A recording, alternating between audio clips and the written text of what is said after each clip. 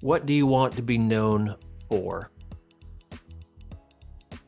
Uh, as Tebra, I assume you mean, we want to be known for those two things I mentioned before, which is a solution that enables providers and healthcare practices to focus on the patient and to deliver this future differentiated patient experience that we know is going to be so critical to the success of practices and be known for helping practices thrive and helping them be successful and have a work-life balance. Provider burnout is also a real thing. And so we want to solve that. Nothing in this podcast is intended to render legal, financial, medical, or other professional information. Because the details of your situation are fact-dependent, we highly encourage you to find a recommended individual that you can trust to give you the expertise that you need related to your situation. And my name is Michael, and you're listening to the Docpreneur Leadership Podcast by Concierge Medicine Today. And today we have a special guest. We have Tebra's Chief Technology Officer, Kyle Ryan, and he and I are going to talk about some really interesting things related to what Tebra is doing and where healthcare is moving, especially from a technology side and a product side. But he wrote an article recently called The Evolving Dynamics of Patient Acquisition in a Consumer-Driven Healthcare Era on the changing landscape of healthcare. And this article really dissects the ways that patient expectations for healthcare are shifting and how practices can keep up with these changes. And I'm excited to talk to you about that. So welcome to the program, Kyle. Oh, it's great to be here. Thanks for having me. My daughter's name is Kyla. So if it sounds like I may have said her name in place of your name, it's just from being All a good. You know, parent. I have a niece whose name's is Kyla as well. So Well, I tell you that's awesome. That's great. It's a good name, strong name. okay. Well, Kyle, before we jump in, tell us a little bit about your history in healthcare. What drew you into this marketplace? Um, Kind of what's your background? Yeah, no problem. Thank you. Again, great to be here, and it's definitely a top of mind topic for many of you out there that attend the show. My background is fairly diverse. I've been through a number of industries, including gaming, actually. So spent quite a few years with Sony there. But but for this last bit, I've had a real privileged opportunity to work in the healthcare space. And in particular, what drove me here was an opportunity to make change. So over the different industries that I've interacted with, there's always, attracted me an opportunity to see some areas that have been challenged or the users and customers of a particular solution are frustrated with what they have, or that there's a really big opportunity to differentiate and bring something different to the market. And that's what attracted me to Tebra and to the opportunity. And having spent a significant amount of time directly interacting with various healthcare professionals, it continues to drive that fuel of transformation and the desire that the entire industry has to do something different. Well, I'm really interested in, the consumer-driven healthcare side of healthcare. I'm a fan, of course, of anything that brings the patient and physician relationship closer together. And, I was talking with, we were at our conference last October, and we kind of took an informal, poll of the younger generation and said, hey, in the future, how do you want to see a doctor? And there's, of course, you have to go in to see your doctor. There's important things that doctor has to observe in you because of a number of different factors. But for the most part, a lot of the younger generation is changing the way that they want to interact with their physician and their healthcare providers of the future. And so, how has the role of the patient in healthcare decision making changed in the last decade? And what has driven this shift towards consumerization in healthcare? That's a great question. In many ways, gone are the days where patients simply sort of accepted a referral or, just, looked up the doctor that was closest to them geographically. Today, consumers are empowered, and the nature of what we do as consumers in terms of finding high quality solutions or value or services, that is now bleeding into the healthcare industry more than it ever has before. And a lot of that is stemming from the sort of share of wallet, right? So as more of the responsibility of paying for our healthcare services comes out of our pockets directly, as the entire kind of US healthcare system has continued to evolve, that drives more and more of like, okay, well, if I'm spending my hard-earned dollar, then I want to make sure it's being spent on someone that's right for me. And Mhm. so that right fit and that desire to, get the best out of the dollar that we as consumers, as patients, are spending is super, super important, along with the many other factors that we have in terms of a desire for a provider-patient fit, something that you have talked about. This is super, super important that the values and expectations of the patient are now matched with the provider. And when that mismatch doesn't happen, then we as patients are, hey, we're a consumer, we're spending our dollar, we're going to maybe look somewhere else. And it doesn't matter if it's not someone right down the street anymore, right? I want that flexibility and I want that empowerment.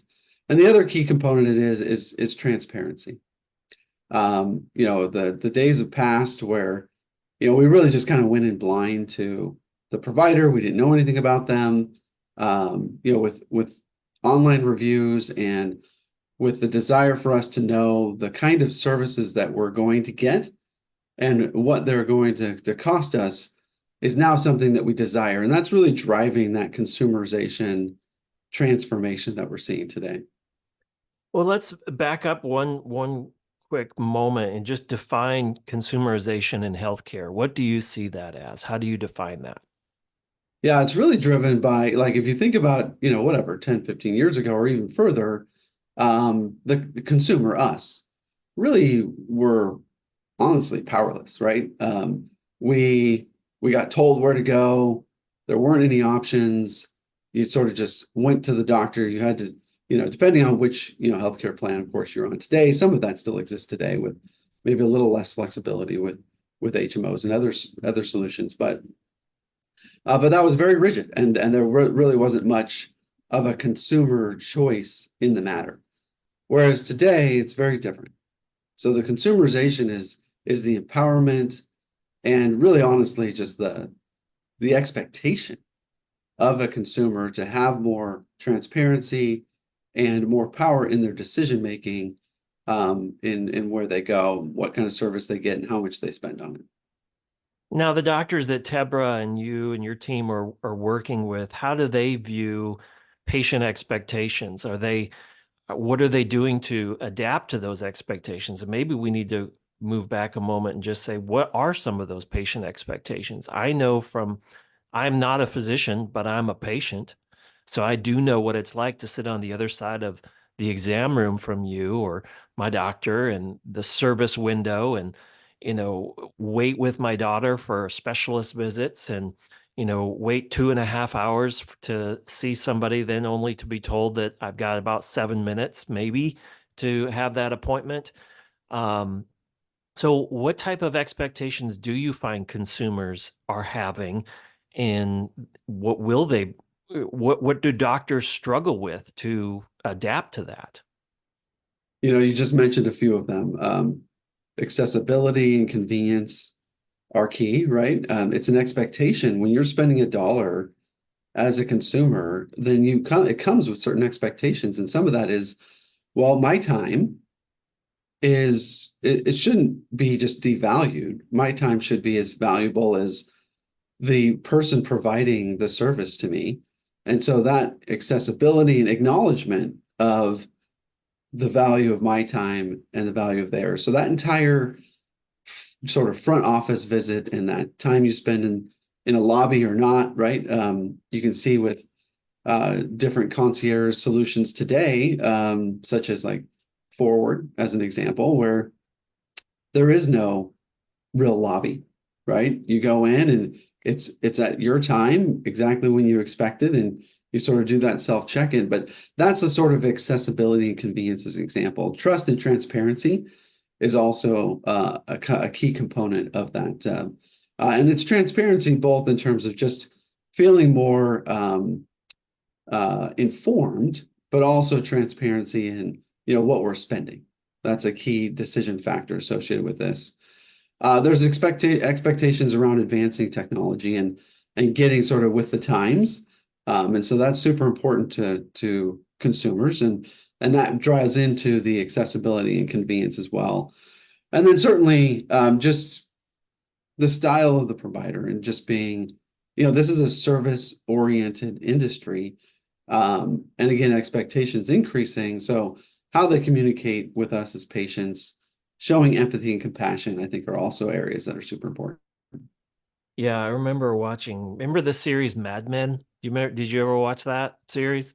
I don't remember what the actor's name or the character's name was, but he had the silver hair. He was one of the VPs, executive types. And I remember him sitting on his couch and in the office and saying, you know, 50% of this business is simply whether or not I like the guy, you know? And you think about medicine and consumerization and, patient expectations, and it's near like 99% of it, if I go to see a doctor or a new doctor, is I just didn't like her. I didn't like him, like I didn't like the guy. So we definitely want to build a trust with them. But you mentioned that patients historically relied on referrals and proximity to choose their healthcare providers. Now, can you elaborate on how the digital age has transformed some of that? Absolutely. Yeah, I mean, with the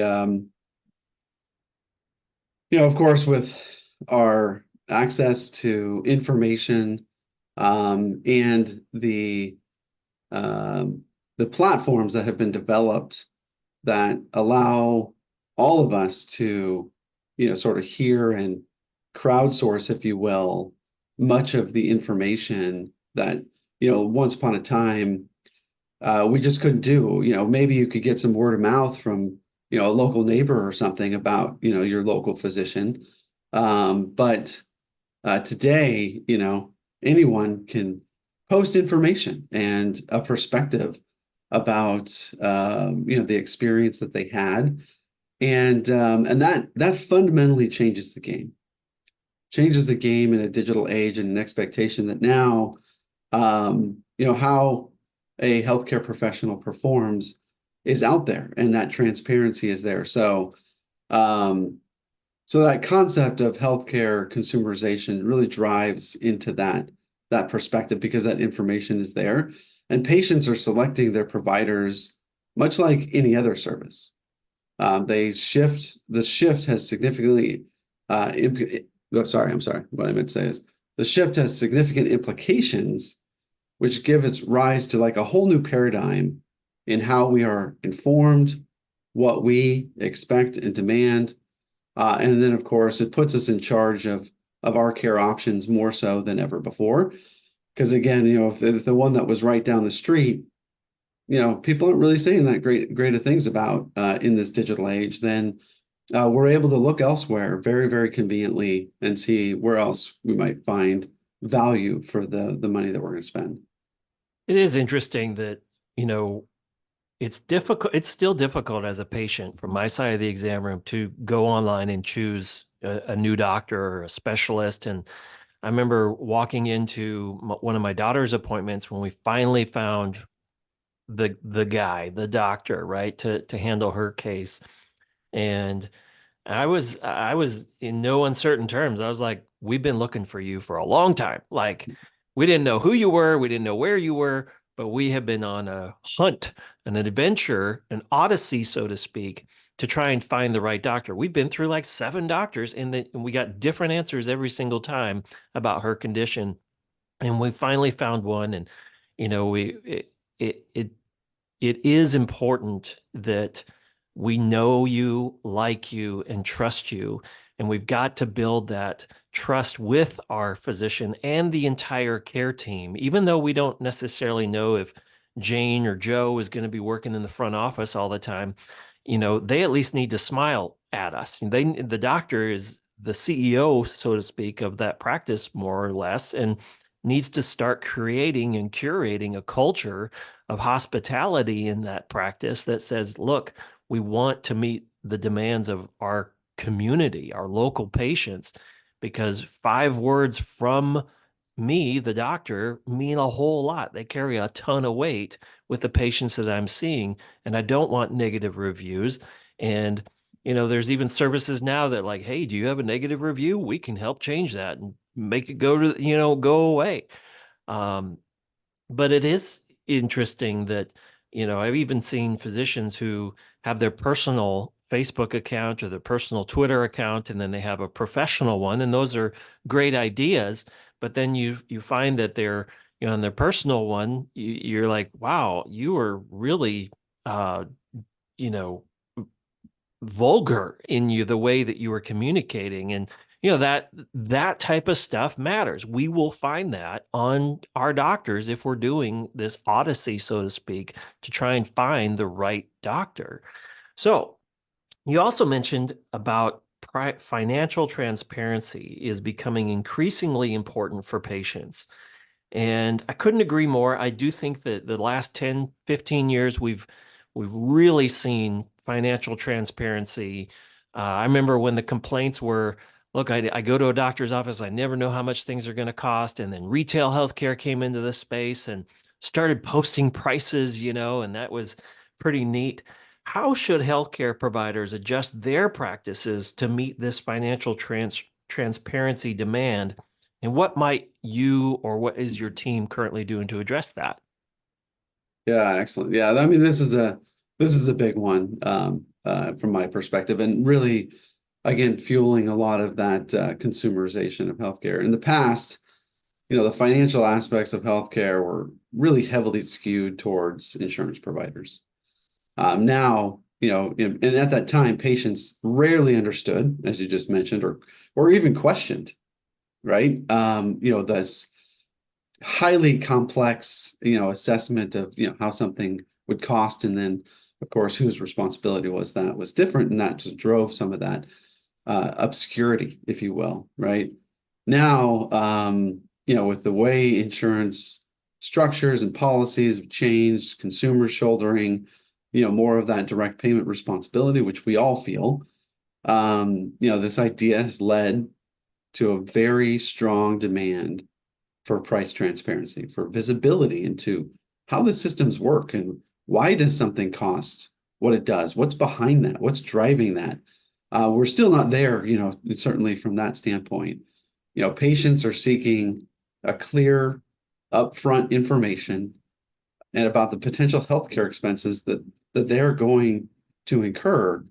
And practices, of course, need to embrace that transparency, and that will help foster a greater trust, obviously transparency and patient loyalty on top of that. So super, super key. And this will continue to happen as we move forward. And so one thing that I believe the healthcare industry and certainly your audience could embrace and be at the forefront of making this change happen. I typically on holidays avoid, news feeds and especially just work stuff, right? Like we need those moments to recharge. But 2 articles came across my desk, or not my desk because I wasn't at work, but came across my feed. And one was about patient burnout. And the other was from my hometown in Canada. So I'm probably like the last Canadian on the planet to think that things like concierge medicine is kind of a cool thing, right? But one of the articles was a nurse practitioner reflecting on a 20 to 30-year career, and she was retiring and was just really talking about the use of PAs and MPs and in servicing a community. And I'll read one of the quotes that I thought was interesting from the article. It says we're starting to see NPs being added to teams in hospitals, cancer care centers, walk-in clinics, and many other areas where there's a gap in services. Nurse practitioners, and we could add to this, PAs, RNs, those types of things are a great solution to improving access to care. We're autonomous. Now, this is in Canada, meaning we work under our own license and regulation and so on. This is especially important in areas where we do not have enough physicians. Nurse practitioners can manage a lot of the needs of their patients and refer anything more complicated to specialists or doctors as appropriate. So, as a patient from my side of the exam room, if I'm not getting the care that I need from the practice or the doctor or the team that I'm currently attending, I will go just like any consumer will, and we'll go find a restaurant that that will actually serve the food that we like, right? Like we'll go to find a new doctor. What's your thoughts on that? On the use of these and why is there maybe some resistance to that by the primary care and family medicine community? And because if we look forward to the future of where our kids, our grandkids, our nieces and nephews, what they're going to be experiencing in trying to locate, trying to receive primary care, family medicine services in 20 to 30 years, it's going to probably look up very different than the way that it has now. Look at our last 20 years, which is what we've been talking about. We don't make just a decision based on geography anymore. I remember my wife, for example, she's like, I chose that primary care doctor of yours because he went to this university in your home state, and I thought maybe y'all would be buddies. Like that's how we chose it. So not really a question here. Maybe I'll just let you riff and share some of your thoughts. Yeah, I think uh I mean those are the realities, right? And I think as your kind of comment, like is there resistance? It's interesting because I have an opportunity to talk to so many of these real world provider and other members of these practices, and they're just small businesses themselves, and they have they have a desire to deliver a quality, meaningful experience to their patients. That's what they want to do. For the provider, that's what they went to school to do, right? Is to help people.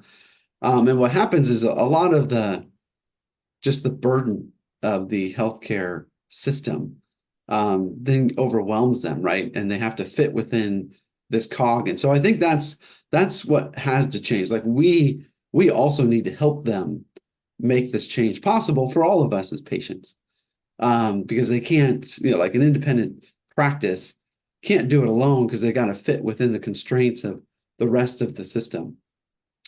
And so that is why it's going to take time for this true transformation to happen. But it is happening, and it will happen.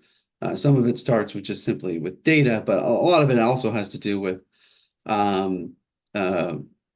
simplification, if you will, of how services are billed and charged. It's extremely complex. Yeah. I mean, look, let's be real. An insurance company is a business too. So they're trying to make money just like anyone. Yeah. And so they make it complicated for the provider to collect based on the services they perform. And the provider sometimes has to jump through all sorts of hoops. And so that adds complexity into driving some of that transparency in the costs that we would like to see as patients. So those are a couple of key aspects, I think, that are just kind of rooted in the system as a whole, but we all need to push hard to change. Absolutely.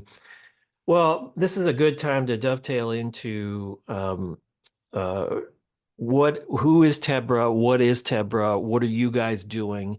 Because I've interviewed your colleagues and your team in previous episodes, and just a really good organization where this is not an endorsement. We're not getting paid advertising or anything here, but I think I'm a fan of anything that helps doctors, and we want to help them change, right? We want to help them make the changes that they want to. And Tebra is one of those organizations that is out there helping doctors. So tell us a little bit about Tebra, what you guys are doing, and how you're helping doctors. Yeah, absolutely. And you're spot on. I mean, that is the mindset that we have, which is truly to be a partner to each of these practices. And how can we help them do what they wanted to do when they got into this profession in the first place, which is best serve and help patients, help them improve their lives. And so that's our first goal, is to be that partner and helpmate so that they can accomplish the goal that they had set out in getting into this industry in the first place. And then a close second to that is this is their livelihood. This is their business, and they want to be successful just like anyone is. They're working hard, they're dedicated, and so we want to help them thrive as a business. And so those are sort of the two main components of who we are as Tebra and where we spend the majority of our energy. And we do this by offering a comprehensive platform that really goes from patient acquisition, their online presence, helping them, you'd mentioned, helping them manage their online reviews, helping them manage that reputation they have out, which is, very diverse, as you mentioned, right? Because, you could be reading their personal Facebook page or, all these digital touch points that they need to wrangle. They need help. They need technology to help them do that. And so that's another key aspect of what we do. And then going from, just getting that patient into your front door, then how do you manage that entire patient experience? Another key aspect of where we focus. All things around just managing that experience, both in the office and out of the office, communication with them and making sure that they're able to communicate effectively with the patient. And then all things related to the clinical visit itself.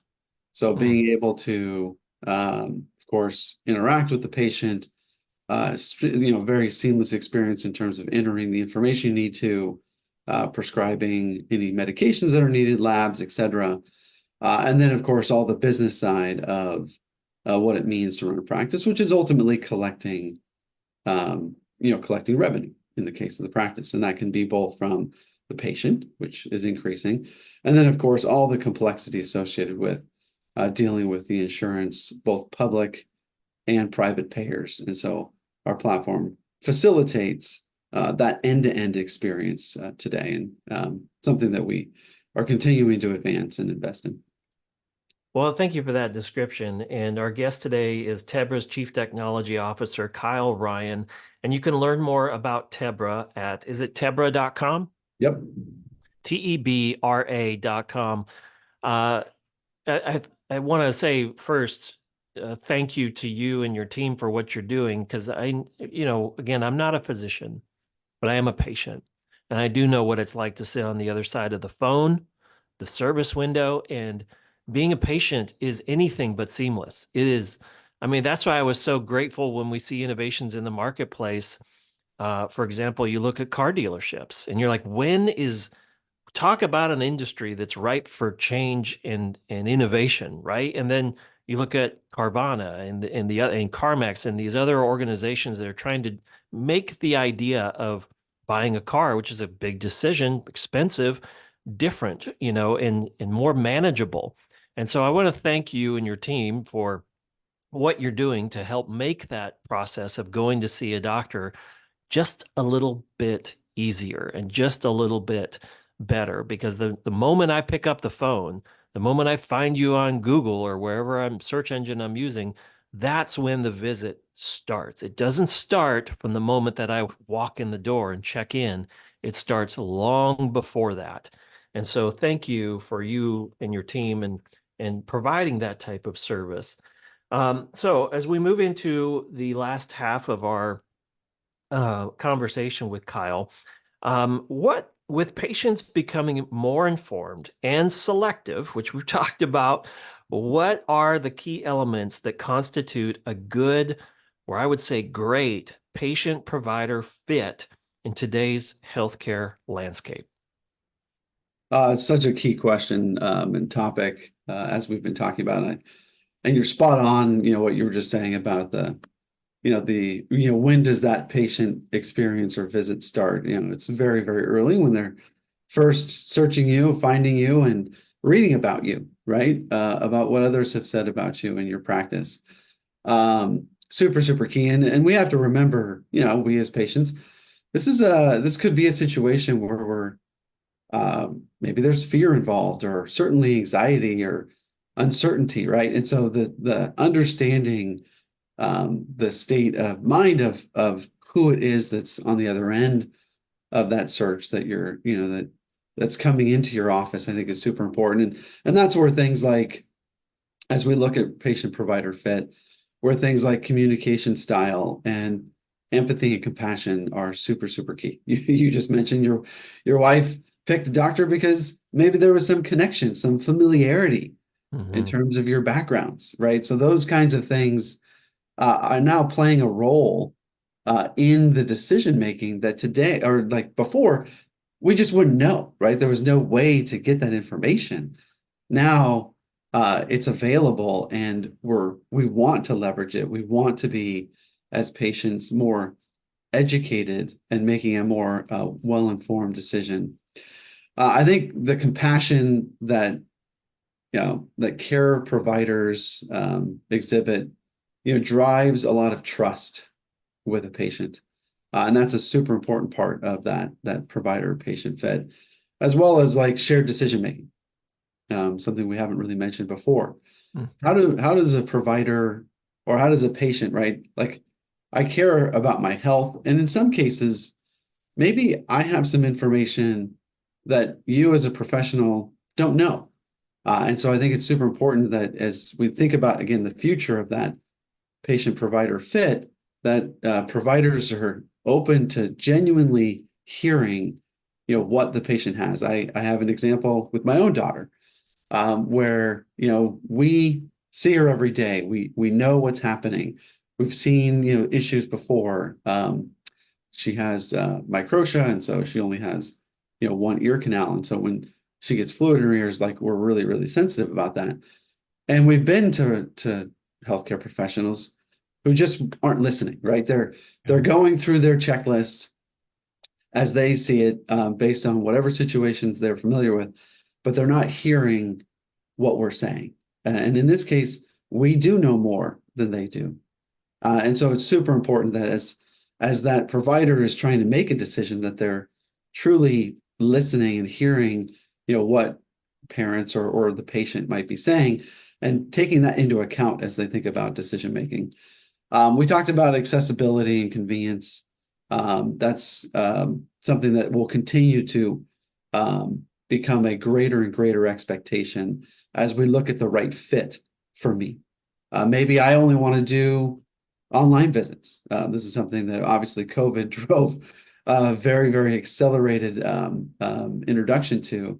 But like as an example, at Tebra, we offer a fully integrated telehealth solution. So the provider has a seamless experience. They can do what they need to do, but also it meets the needs of the patient. Maybe that patient doesn't want to drive into an office or isn't comfortable doing so. Well, let's make sure we're offering the right kind of patient provider fit that meet the needs of both. Again, technology plays a key role in all of that. And then you and I talked about this before, which is the respect for time. So as a patient and I'm looking for a provider, I want that similar respect of both my time, and of course I need to respect the provider's time. I'm being very probably, I don't know how the way as a writer, sometimes I get my words mixed up because I write so many words, but probably being conservative with my estimate here. And I would say 7 out of every 10 patients show up on time, right, for a doctor's visit. But yet probably, and I'm just speaking, off the cuff here, I would say that for the majority of physicians out there, that it would be higher that you don't make your appointments on time, right? You're not showing up to the patients on time. There's a wait involved, and there's a number of reasons. It gets off to a bad start for the day. I had to be on the phone. I had a crisis over here, had to do this or that. But again, we as patients are never rewarded for showing up on time. In fact, we put on this invisible suit of armor, when we go to see a doctor. It was like, I expect a battle. I'm going to have grumpy office staff the moment I walk in. I'm going to expect that I don't know how much it costs. I'm going to expect that they're not going to have the paperwork I submitted online that I spent 20 minutes doing, that I'm going to have to complete it all over again. I'm expecting that they're going to make me do something embarrassing. And so this is what we as patients are challenged with as consumers. And I hope that, the work that you're doing and what I'm doing and your team is doing and other physicians are doing out there is going to soon leave healthcare better than the way it found us, because it is no longer about being the best doctor in the world anymore. It's about being the best doctor for the world and for your community and for your local patients. So the article also mentions that you wrote, it mentions boutique and concierge healthcare as a rising trend. How can traditional healthcare providers adapt to this model without alienating patients in the meantime? Absolutely. I mean, the concept is of concierge and boutique healthcare is gained a lot of traction over the years, most recent years. And a lot of this characterized by the personalization of care and premium services. I think there's many out there who offer healthcare services and recognize that there is an opportunity and a demand of this consumerization. And so the experience, the desired change in the experience, and so they're trying to create an opportunity to fill that gap. In the end, this is all about the patient experience in terms of the boutique and concierge, right? That's where it focuses. Again, whereas, a traditional practice doesn't really start there, right? They're just operating within the constraints of the healthcare system that they have. Whereas a boutique is saying, hey, how can I create a different kind of experience for the patient and really kind of be more of a disruptor in many ways as we think about, again, a consumer's choice of where they end up going and spending their dollars. I think the way that a healthcare practice can ensure they're not alienating any patients associated with affording premium services or anything that is still offering kind of the core services that we know we all need traditionally in order to stay healthy, et cetera. So I think there's a way to find a healthy balance between offering those extended services as needed for those who desire them, but also still providing that improved overall patient experience for all. So you've got your traditional and your premium services with an improved patient experience. And I think that bridges that gap very nicely. That's some personal experiences where I tried some, and I've seen that firsthand.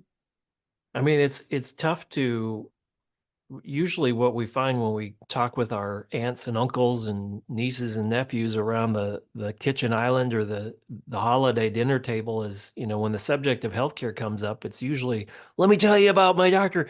She's amazing. Those are not the conversations that people have or, around that island.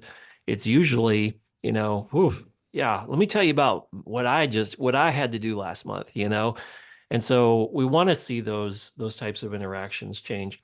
Well, now we're moving into the lightning round of our interview with Kyle. And Kyle is Tebra's Chief Technology Officer, Kyle Ryan. And you can go to tebra.com. We'll put the link in the show notes below as well. But you can be pretty brief or comprehensive, however you'd like, in these final questions. Last book you read or the book you give away most?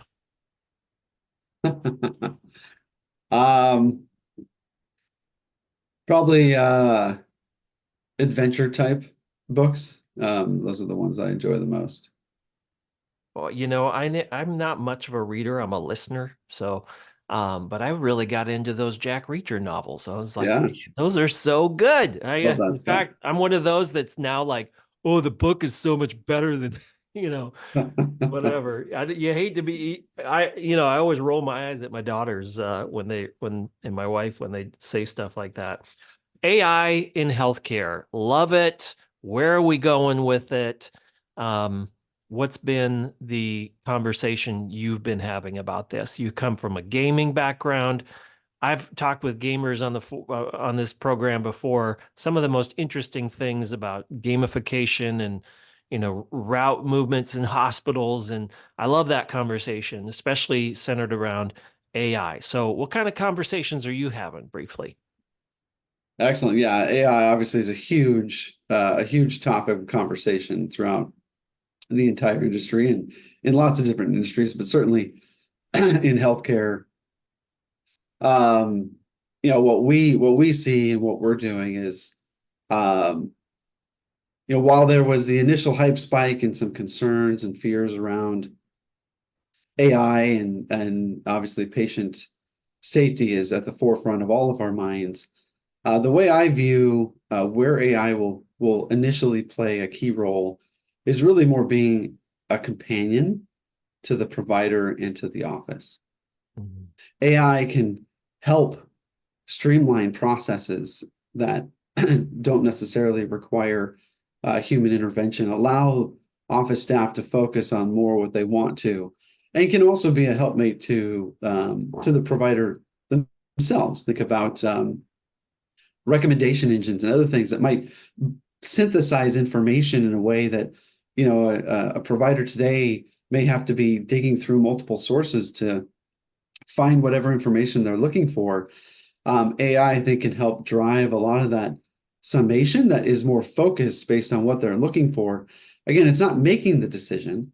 It's in no way replacing the provider, but it's helping the provider give themselves more time to focus on the patient. Mhm. And that's where I see the biggest, really the biggest embracing benefit of AI. Can Wow. we leverage AI to allow the provider more time face to face with the person that they're trying to help? And I know that we can do this. This is something that we know we can do. So, how can it help them spend more time with the patient, get them out of the like staring at the computer screen, give them the information at their fingertips, and then also create efficiency as they operate their practice, which again, like I said, they're a small business, they're trying to survive and be successful and deliver great patient care at the same time. Well, we have three final questions for you. For independent practices that might not have all the resources of large institutions, what are some cost-effective strategies they can do or they can implement to help improve maybe their online presence? Yeah, it's a good one, an important one for like I said, we're a partner to all these small businesses. So I think engaging proactively on their reviews, and this is something that we facilitate, so they can respond to those reviews and make sure that others who may be reading that, other potential new patients that may be reading that, see that the provider cares or that practice cares about what people are saying about them. So that's one. Responding to their feedback. Addressing concerns can significantly enhance a practice's image or brand as we think about their online presence. Leveraging organic search channels. Google Business Profile, I would say, is one of the most important places to make sure that you have a solid representation, because that's a lot of the case of where the first touch point is with new acquisition. Also managing their own search engine optimization associated with their searchability and where they come up in their local markets that can increase their general visibility and help them in a very low cost way drive new business to their practice. And then putting out like genuine patient stories, testimonials, sort of humanizing them as both a person, a practice, who they are, sharing a little bit about themselves, being a little vulnerable in some cases, can also help engage patients more effectively, and again at a cost-effective way. Wow. Well, I appreciate that insights because that is so helpful. And I know, I was just shopping for a mechanic for my daughter's car and I was reading the reviews. What you said there, engaging with the reviews. I was reading the reviews of how did that mechanic shop, interact with that negative review.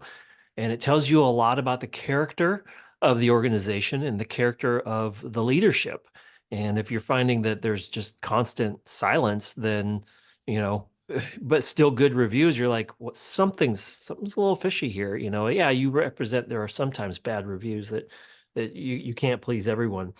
And I remember, I think it was a writer, Jeff Herring, said long time ago. I remember him saying this at a conference. He said, "You don't need to be seen everywhere on the internet. You just need to be seen everywhere in your backyard." And he was talking about internet marketing related to, look, the internet's this intimidating Goliath, but really just be seen everywhere in your local community. Final two questions. What is the opportunity, or what do you think primary care and family medicine is going to look like for your kids in the near future? How is it going to be different than it is today? Mm. Well, honestly, I think the whole sector's sort of on the cusp of a revolution, a transformation, driven by the digitalization of healthcare and what we expect and need as consumers. This like traditional uh, method, non-technology oriented, really isn't going to last. That patient responsibility or patient and provider relationship, excuse me, is going to continue to elevate and become increasingly important. And so managing a practices and a provider's reputation online, making sure that they can be found and seen in a way that that really represents who they are will continue to be important. For healthcare professionals, embracing change and continuing to embrace innovation and technology advancements will be super important for their own, sustainability and viability. And as they do that, that will help them adapt and listen and deliver on the future healthcare demands of the consumerization of healthcare. Well, we have less than 2 minutes left, and I want to be respectful of your time. So let me just first of all say thank you for the pushing the boulder up the mountain of change and innovation in healthcare. Sometimes we get some buddies who will come alongside of us and help us push that boulder up the mountain, like in conversations today from both of us. But our final question for you is, what do you want to be known for? Uh, as Tebra, I assume you mean, we want to be known for those two things I mentioned before, which is a solution that enables providers and healthcare practices to focus on the patient and to deliver this future differentiated patient experience that we know is going to be so critical to the success of practices, and be known for helping practices thrive and helping them be successful and have a work-life balance. Provider burnout is also a real thing. And so we want to solve that. We want a provider to have great work-life balance, to have the time and sort of mental capacity to both care for their patients and their business, but also for their family, and have that balance that's so critical to then allowing them to deliver the kind of care that they want to. Well, thank you for your time today. We are right at the close of it. We've been talking with Tebra's Chief Technology Officer, Kyle Ryan. We'll put the links to Kyle's article, The Evolving Dynamics of Patient Acquisition in a Consumer-Driven Healthcare Era. We'll put the links to that blog and that article, as well as to Tebra. Thank you for coming on the program today. Thank you for all the great insights I think that you've shared with physicians out there. And again, if you're listening, just remember one thing. It is no longer about being the best doctor in the world anymore. It is about being the best doctor for the world, for your patients, and for your local community. Now go and do it. Thank you, Kyle. Appreciate it. And we'll talk Excellent. with you next time. It was a privilege to be here. Thanks for having me.